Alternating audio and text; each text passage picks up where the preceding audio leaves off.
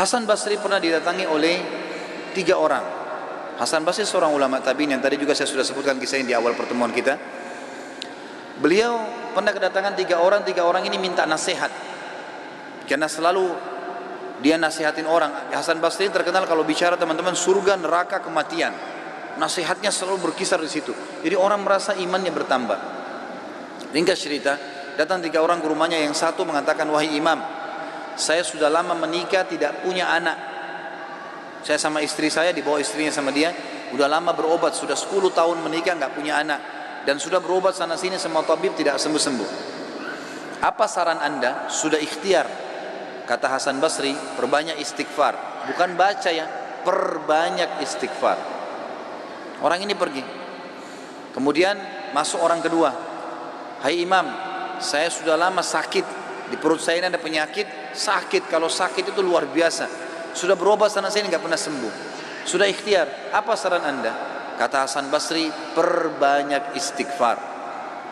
Lalu yang ketiga mengatakan, masuk orang yang ketiga, wahai imam, saya sudah lama bekerja keras, tidak pernah kaya seperti fulan. Ditunjuk orang kaya di kampung itu. Maka saran anda apa? Dia bilang perbanyak istighfar. Perbanyak istighfar. Maka pada saat itu teman-teman sekalian, waktu sudah pulang semua, istri Hasan Basri tanya, kenapa tadi 3 orang ini pulang semua? Ada beberapa athar menyebutkan murid-muridnya yang bertanya, gitu kan? Kenapa anda cuma mengatakan istighfar?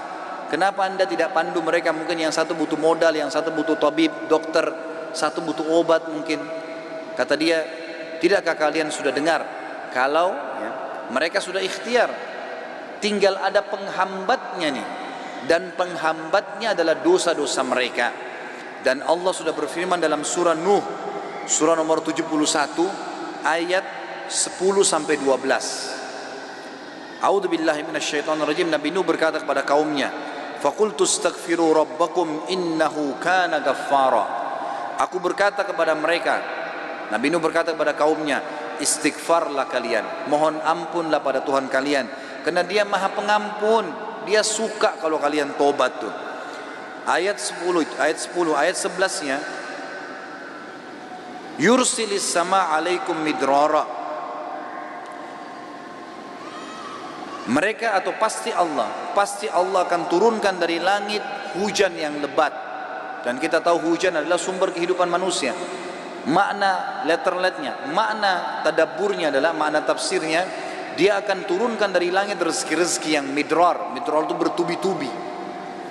Ayat 12-nya, wa yumditkum bi amwalin wa banin wa yaj'al lakum jannatin wa yaj'al lakum anhara. Dan pasti dia akan memperbanyak buat kalian. Yumdit, mad ini artinya mendobelkan, melipat gandakan. Dan pasti dia akan melipat gandakan, menambahkan buat kalian keturunan, harta-harta, amwal dan keturunan, serta dia akan melebatkan kebun-kebun kalian dan akan memperbanyak sungai-sungai kalian, sumber air kalian. Imam Ahmad rahimahullah pernah didatangi teman-teman sekalian oleh seseorang. Maaf, Imam Ahmad pernah di akhir hidupnya, ini kalau teman-teman yang pernah dengar kisahnya, maaf saya ulangi karena memang berhubungan dengan poin ini. Pernah Imam Ahmad rahimahullah di akhir hidupnya dia tidak tahu kenapa dia harus mendatangi sebuah tempat. Lalu kemudian dia pergilah ke sana. Setelah dia tiba di kota itu, tiba waktu maghrib, dia masuk ke sebuah masjid, lalu dia sholat maghrib. Habis maghrib beliau duduk rahimahullah dengan membaca Al-Quran. Imam Ahmad ini kalau nggak salah meninggal tahun 240-an, salah satu dari 4 imam madhab ya. Imam Ahmad rahimahullah masuk ke masjid, kemudian beliau duduk sholat maghrib, duduk mengaji sampai isya. Beliau sholat isya berjamaah karena tidak tahu kenapa datang ke kota itu. Lalu kemudian beliau ingin istirahat. Habis sholat ba'diyah isya, orang-orang semua pada bubar. Imam Ahmad ke sudut masjid, lalu dia baring. Marbot masjidnya datang, tanya, wahai imam, wahai syekh. Syekh ini dalam bahasa Arab bisa berarti orang tua, orang kaya, atau orang pintar, ya. Bisa 3 artinya. Kebetulan Imam Ahmad dipanggil syekh di sini maksudnya adalah orang tua. Hai syekh, hai orang tua gitu ya. Kenapa anda di sini? Kata Imam Ahmad, saya mau istirahat, saya musafir, nggak ada kenalan. Kata dia, tidak bisa di masjid. Anda harus keluar dari masjid. Lalu kemudian disuruh keluar. Kata Imam Ahmad, saya didorong-dorong dari masjid, keluar dari masjid. Begitu keluar dari masjid, marbot masjidnya kunci masjid. Kemudian Imam Ahmad lihat dia sudah pergi. Imam Ahmad baring di teras masjid. Marbotnya kembali lagi. Lalu mengatakan, wahai syekh, ngapain di sini? Dia bilang seperti saya bilang, saya musafir, saya butuh istirahat. Ya. Kata marbotnya, nggak bisa. Ini masjid, peraturan nggak boleh duduk di sini. Lalu kemudian didorong-dorong Imam Ahmad sampai ke jalanan. Di sebelah masjid ada satu orang penjual roti. Penjual roti ini lihat kejadian tersebut, lalu dia mengatakan, hai syekh, dipanggil Imam Ahmad, orang tua gitu ya, kesinilah, ada tempat saya. Datanglah dia, Imam Ahmad. Lalu Imam Ahmad berkata, orang itu berkata, ini tempat saya usaha jual roti. Di belakang saya jual roti ini ada kamar saya biasa istirahat. Rumah saya tidak jauh dari sini. Anda boleh istirahat. Besok pagi Anda boleh pergi. Dia bilang baik. Jazakallah khair. Imam Ahmad duduk. Imam Ahmad ini karena zaman dulu nggak ada foto, orang nggak tahu wajahnya, orang cuma kenal nama. Nggak kita sekarang bisa lihat fotonya, bisa tahu orangnya gitu. Imam Ahmad bilang ada satu kegiatan orang ini yang unik. Setiap kali orang ini pecahin telur, ambil gandum, ya, tepung, kemudian taruh garam, diaduk, selalu astaghfirullah wa atubu ilaih, astaghfirullah wa atubu ilaih, terus astaghfirullah wa atubu ilaih, terus dia mengucapkan itu. Maka yang terjadi adalah Imam Ahmad bertanya, berapa lama kau amalkan ini? Sudah berapa lama kau amalkan? Kebetulan Imam Ahmad ini di akhir hidupnya ya, sudah sangat tua. Orang ini juga seumur Imam Ahmad. Dia bilang sudah lama, dari saya masih muda. Kata Imam Ahmad, apa hasilnya istighfarmu ini? Dia bilang semua yang saya minta sama Allah dikabulkan. Apa saja? Belum pernah saya minta sama Allah nggak dikabulkan. Tinggal satu yang sudah bertahun-tahun saya minta belum Allah kasih. Kata Imam Ahmad, apa itu? Dia bilang saya minta agar dipertemukan dengan Imam Ahmad. Maka Imam Ahmad bertakbir mengatakan Allahu Akbar.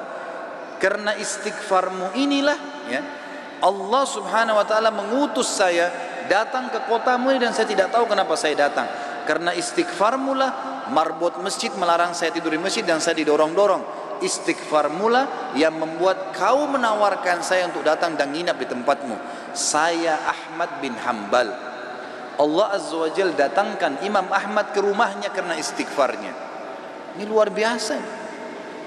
Kisah seorang ibu yang berada di wilayah Kashmir. Kisah belum lama terjadi. Ibu ini rupanya punya, kalau saya tidak salah, cucu atau ada anaknya perempuan kena penyakit tulang, sakit. Ibu ini selalu berdoa kepada Allah SWT sambil beristighfar, karena dia sudah bawa ke dokter di sekitar rumah situ, di sekitar kampungnya tidak ada, gitu kan? Tidak ada yang bisa tanganin. Mereka cuma bilang ada satu dokter ya yang mampu menangani ini, tapi di India. Dia di India dan dokter itu Muslim, ahli spesialis tulang. Cuma dia yang bisa. Ibu ini tahu dia tidak punya kemampuan uang beli tiket pesawat atau kendaraan, mau bayar dokter tidak mungkin. Maka ibu ini memperbanyak doa dan istighfar. Selalu istighfar kepada Allah. Ya Allah, kalau ada dosa maafkanlah, sembuhkan anak ini. Ya Allah, pertemukan sama dokter itu, mudahkan supaya anak saya ini berobat. Ringkas cerita, dokter yang tadi jadi target ini keluar dari India.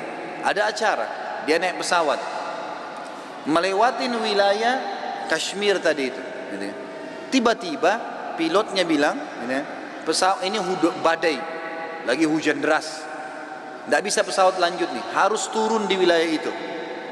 Turunlah pesawat itu. Begitu turun, tiba di bandara, kata dokternya, saya harus, ini ada seminar, saya harus hadiri. Berapa jauh dari sini? Orang itu bilang target Anda sekitar 4 jam dari sini. Kata dokter, baik, saya mau sewa mobil. Ya, masih bisa keburu, gitu kan? Masih sekitar 6-5 jam lagi acaranya, 5-6 jam lagi.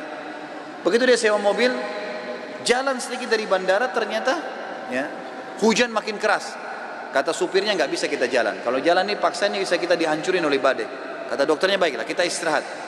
Mampir di pinggir, mampir ke sebuah rumah. Rumah itu rumah tua, rumah kayu. Lalu tabibnya ini, dokternya ini naik ke rumah itu, berteduh, ketuk-ketuk, ucapin salam, dijawab waalaikumsalam. Keluarlah seorang ibu. Lalu kemudian dokter ini bilang, maaf, kami ini musafir, hujan lebat, bisa berteduh di sini? Kata ibunya, silahkan.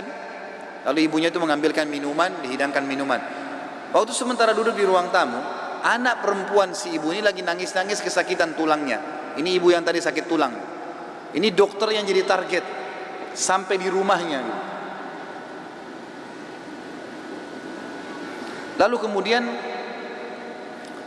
dia berkata tabib ini, kenapa anaknya ibu? Dia bilang sakit tulang. Kenapa kok sakit? Kenapa nggak dibawa ke dokter? Sudah, tapi kata dokter semua tidak bisa sembuh. Dan dokter yang bisa tangani cuma seorang dokter di India namanya Fulan. Disebutkan namanya dokter ini. Dokternya tiba-tiba nangis lalu berkata, segala puji bagi Allah subhanallah yang telah mendatangkan saya ke rumah ibu. Saya ini dokter yang ibu sedang targetkan. Allah datangkan dokter itu ke rumahnya justru karena istighfarnya, karena doanya kepada Allah SWT. Tidak pakai biaya, malah dokter itu biayai gratis dan datang ke rumahnya. Seperti itulah, dan banyak ribuan kisah begini teman-teman sekalian yang berhubungan dengan istighfar.